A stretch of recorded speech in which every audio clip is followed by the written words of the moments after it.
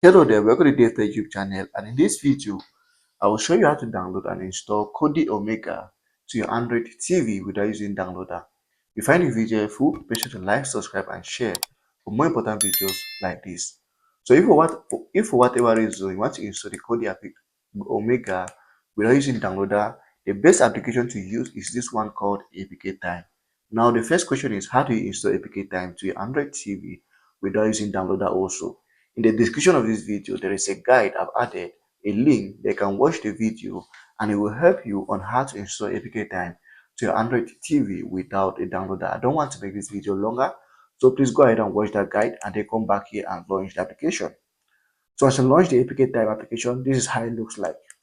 Come over to the option that says KODI Fox, and you're, going to see the Omega application. Just go back there again.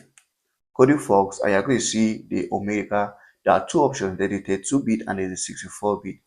If your Android TV is a 32-bit, please install the 32-bit. If your Android TV is a 64-bit, please install the 64-bit.